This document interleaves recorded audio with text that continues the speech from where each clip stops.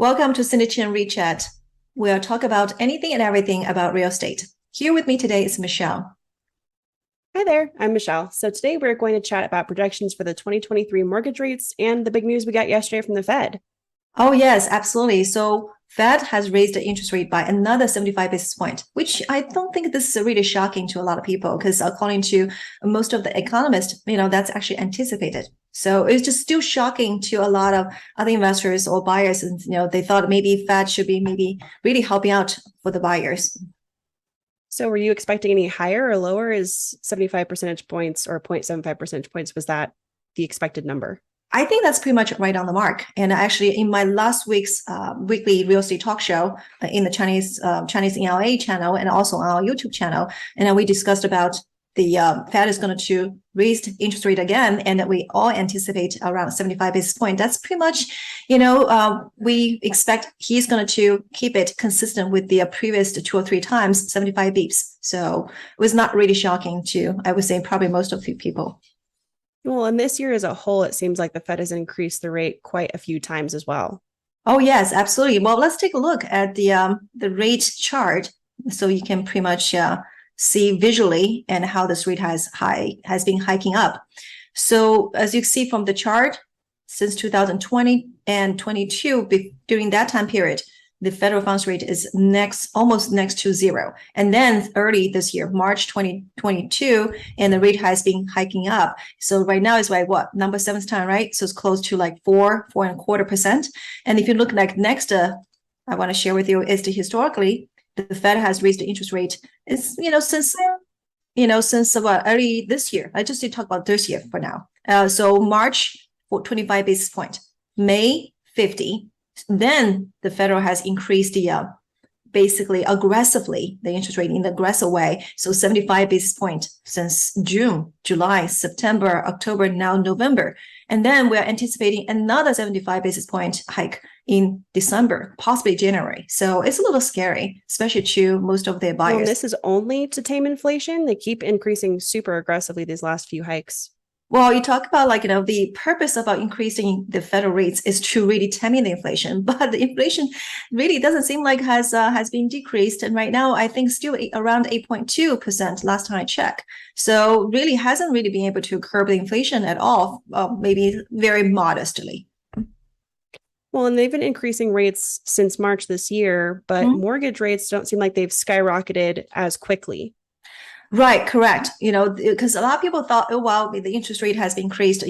All buyers got scared and then, expecting the mortgage rate is going to be increased significantly, which has been increasing significantly compared to the past 2 years. Past 2 years, only about 2-3%, right? However, it really hasn't been increasing as much as as before. So let's see if we can take a look at this. And the reason why is because there's a lagging effect on the mortgage rate, because banks and lenders, they actually take them a while to kind of to double I would say probably increase the mortgage rate to react to the federal funds rate hikes. So that's why even though the Federal Reserve has increased the federal funds rate since early this year, but the effect, it has not been really kind of 100% reflected by the lenders, because it will take the lenders some time to put some actions together to reflect that. And we basically, how we say it, we say like lag effect in mortgage, just almost like how we use the analogy to demonstrate the point. Is almost like you throw a stone in the lake. So you don't, you see the waves will take some time for the waves to come to extend about, right? So that's why a lot of people anticipating the mortgage rate will be reaching double-digit increase next year because the lag effect. And you can see from the chart and see the rate has been increased, but hasn't been reaching like double-digit yet. And the last yesterday I checked is close to 7.5% for 30-year fixed mortgage rate. Well, I think 10% double-digit mortgage rates is a little scary for some home buyers. What's the direct impact of all of this on the housing market right now? Well, obviously, the buyer's affordability will be increased even, will be decreased even more, right? So you think about it's already a lot of buyers cannot afford buying a home right now, not only because the mortgage rate has been increased, but also the home price has been increased significantly as well. So basically like double whammy. And so many buyers, they just absolutely cannot afford to buy, especially the first time home buyer. If you look at the actual data, here's the MBA purchase application index. You're looking at right now, wow, look at this, since the since the Federal Reserve has increased the interest rate, see the mortgage rate has been increased, then you see the application has dropped. It's like, looks like significantly too. Exactly. See, this is a major drop, right? And it has been going up and down for the past 2 years. It has like been a, roller coaster ride. But, since the rate has been increased early this year, this is really obvious. You can see that it's just to go drop down like hot potato. Yeah, it looks like a big change from 2020 to 2022. Do you think it's going to continue to go down like this? And for how long?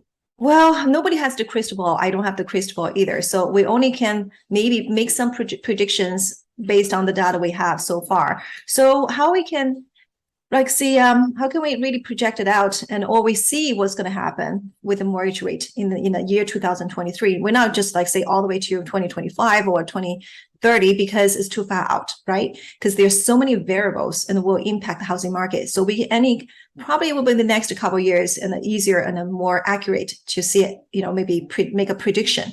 So here is an article. I'm not too sure which one coming from, because I read a lot of articles each day. Many news I read every day, so it's really hard to keep track of which article I'm reading from. So this one's talk about when will the Fed stop raising rates? But from the way it's going, so he's not going to stop raising interest rate anytime soon. And even though right now the mortgage rate has reached a 20 year plus year high since 2002, right? Really being the high interest rate right now. But here's somebody from Redfin Economic Research Center, I think Mr. Chen Zhao, and he said the housing market is going to get worse before it gets better. And it's almost like, what, we have to go through a tough period before you see the light at the end of the tunnel. Okay, based on what he's saying, and next year, basically early next year to mid 2023, so the mortgage rate will stay high, will be even higher, and so the housing market will be cooling down even further. Okay, so definitely, so buyers, you have to kind of be prepared, and also the seller too, because I can see seller, they have no motivation to sell the home, sell their homes, because if they sell the homes, they have to buy another one, and they're going to buy at a much higher interest rate. So no seller wants to do that unless they're investors. They don't have to. They can sell the property. They don't have to invest right away. They can hold the funds and wait until the interest rate comes back down, and they can reinvest their assets again, with their capital again. So, and if you look at, kind of sound like doom and gloom currently, though. So, but I know since 2020, we have also had historically low rates for quite some time as well before this hike. Right. Well, so, I mean, the thing is, everything's relative. So there's no absolute, right? So if you look at historical data, the mortgage rate is it has been going up and down, but, for quite some time. But even though for the past 20 years has been staying low, relatively speaking, for the past 20 some years. But if you look at the 1980s, the interest rate has gone up to 18.36%. So compared to current rate at 7.5, it's not even as half of that rate, 18.36. So I don't want it to, sound like pessimistic. There is a big room basically between 7.5 to the highest point, right? I'm not saying Absolutely. I'm not saying the mortgage rate would go up that high, but I'm saying that, it's possible to go up higher, but exactly how high, nobody knows, right? So at least so far, I'm thinking at this point, 7.5% interest rate is high, but really it's not the highest. So you talked about how this increase will last through 2023. So how and when does that change? So there's another article I have came across. I thought it was very interesting. It's coming from MBA, Mortgage Bank Association. I thought I would like to share with viewers. This one, the title saying that the mortgage rates will fall to 5.4% as a recession is likely to hit the U.S. economy in 2023. So MBA, they basically just saying that because the Federal Reserve has so aggressively increased the federal funds rate, so that would be the cause for the economic recession next year, right? So then people will losing their jobs, the unemployment rate is going to go up, and the household income will be reduced. So this will be all slowing down the economy. So I don't think the Federal Reserve wants to see that happen either. So then they will have to do something about it. So what's the best way for them, best solution for them, which will be decrease the interest rate. So they will be decreased interest rate in order to stimulate the economy, just doing what they're doing, like opposite almost what they're doing right now. So, but to buyers, you're looking at is really, again, high interest rate and also high inflation rate that both combined together will really suppressed the home price in many markets in the United States. So this probably we can talk about which markets probably will have much worse impact than other areas. There will be, maybe we discuss about this another time. Well, recession is a scary word to a lot of people, but as we can see that the Fed has reduced rates aggressively as well as increased rates aggressively. Oh, yeah, absolutely. So if you look at the historical data, so how Fed has cut the rates, and they actually also was very aggressive. When the time comes, they need to cut interest rate aggressively, they will do so. And probably even more so than right now, they increased the rate. If you look at the data, I pulled this together for viewers to take a look. So let's just go back to 2008, when we go through the housing bubble. Look, the Federal Reserve, Fed has decreased the Federal Reserve rate, federal funds rate, and by 100 basis points. That's much larger scale than currently they are decreasing by 75 bips, right? It's 100 bips. So they're pretty aggressive. And then now you look at the most recent 2020, when we'll have this major issue, since I cannot say that word. So I'm just saying that back in 2020, we have this, recession as well. But very brief recession, I would say, just last a few months, but still Federal Reserve, they actually also decreased the interest rate. They're actually very frequent, just almost like, right next to each other. So normally they decrease the rate and have, there's some, like I would say, interval. You talk about 4 to 6 weeks or so. And here is, the same month, in only a few, like only 2 13. weeks. Yeah. Yeah, 2 weeks. And, roughly 2 weeks, they reduced the federal funds rate by 50 basis points. And then they reduced again by another 100 basis points. You can see that they really just like, wanted to aggressively save the economy, because at that time the recession was for a few months. At that time they wanted to not to have the negative economic impact, so they are really taking the action to basically to save the economy at that time. So you can see that Federal Reserve can increase the interest rate aggressively. At the same time, when the time comes is necessary and needed, they will also decrease the interest rate aggressively as well. Well, you talk about 2020, so it's been 2 years, a little over 2 years. It has been a roller coaster, a hot market, a cool market, high rates, low rates. Yes. So then what about today's home buyer? We had the low rates. Now we have high rates. What do you do? Yeah, absolutely. And so we have gone through a lot for the past 2 years in terms of, I'm just talking about housing market here. So buyers have experienced, like you said, which is, I would say, honeymoon period. But very few buyers actually, enjoying the honeymoon, I would say, or seize the opportunity to enjoy the honeymoon period, which is shortly after pandemic, right? Oh gosh, did I still say that word? but very few, seriously, very few buyers really took advantage of that back in what I would say probably May, June of 2020. That's really the best honeymoon period for housing market, is you have the low interest rate and the low home price. If people didn't recognize that, that's such a waste, because at that time, I still remember I was on the Chinese in LA real estate talk show interviewed by Rain, and I encouraged buyers to take advantage of that. And then most of buyers thought, Cindy just say that because she's, that's her profession. But no, I would say probably people that didn't listen to me at that time, they should regret right now. They should have taken advantage of that low interest rate, low home price at that time. And then after best that, of both worlds. Exactly, best of the both world. And so after that honeymoon period is gone, and then you see what? Super high price, right? High home price, because the bidding war, everybody wants to buy homes. You have 30, 40, even 50 bidders. And you can see people go to open house. The lines starting from here to all the way 2, 3, even 5 blocks out.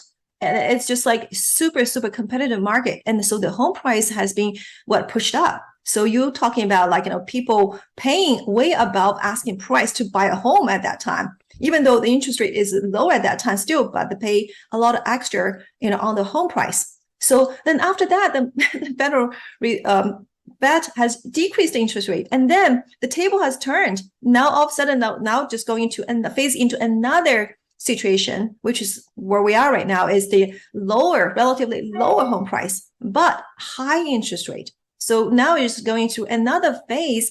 The buyers now get scared as, oh my God, the super high interest rate. What should I do? Even though the home price has come down a little bit, but they still just have this interest rate shock. Think about it. They are so spoiled for the past 2 years with low interest rate, already have that mentality, state of mind, think about 2-3%. All of a sudden, if you have to adjust it to 6-7% or even higher, they just find it's really difficult to get used to it, right? So they just have this sticker shock. Sticker shock. Yeah, exactly. Sticker shock. And also, because the upcoming recession, now we're still waiting for the official word, about the recession. So that's why, and worry about the recession, also worry about the rising interest rate. So many buyers basically just stop thinking about, even buying home right now. And they're just basically still not sure what would be the right solution for them. So I get a call a lot from people, and they just say, hey, what should I do? And what would be the best solution? But especially for the first time home buyer. So I'm just basically have two tough choice. Either I take the bullet, to buy the home at high interest rate and a relatively low home price, or I'm going to have to pay high rent. Right. So what would be the best? Well, what is the best option? Exactly. Yeah. Is it better to have the lower price and the higher interest rate, or is it better to have the lower interest rate? What does the home buyer do?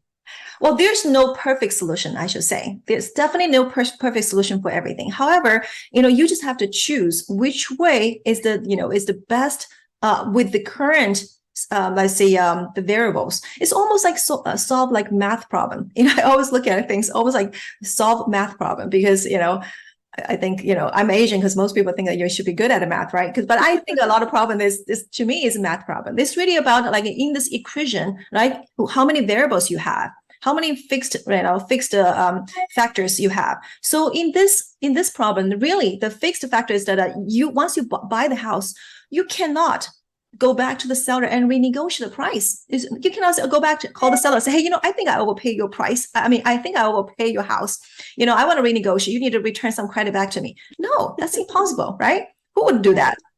So there's no way you can do anything about the home price. Then what can you do then? So in this equation, the variable is interest rate. So basically, you can get high interest rate right now to buy the house at lower home price. Kind of offset about what higher home price, but lower interest rate, right? So it's kind of like, give and take is almost like cancel each other out, like offset.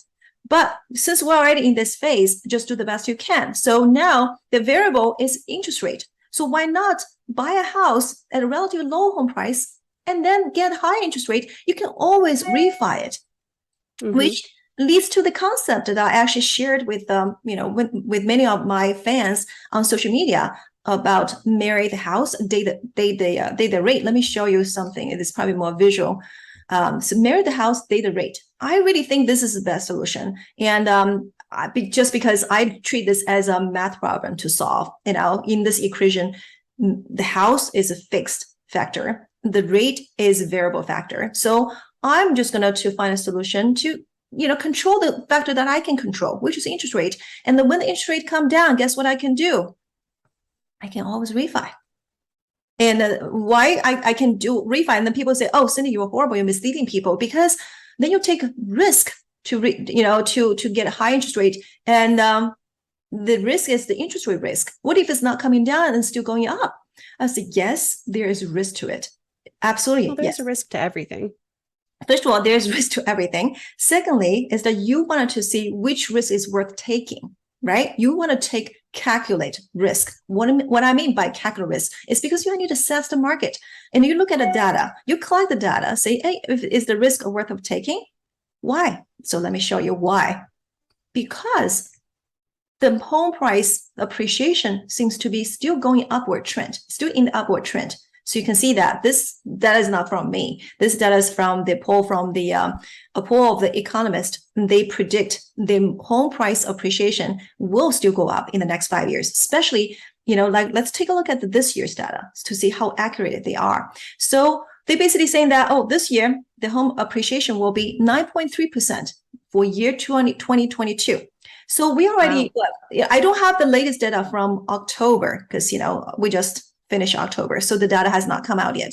But the latest data we have is September. So US home price up 7.5% compared to last year. So basically means that home price has appreciated 7.5% in September this year. So we have another last quarter. So between 7.5 and 9.3, perhaps just for the last quarter can make up the difference, right? So this prediction is not too far away. It's not too far apart from the real data, right? From the market data. So in my opinion, I think this is pretty accurate just for 2022. But for next 4 years, I don't know because still unknown, right? Still in the future. But their prediction is that for the next 4 years, so the housing market will back to normal. The average home price appreciation will be normal, which is between 3 to 4%.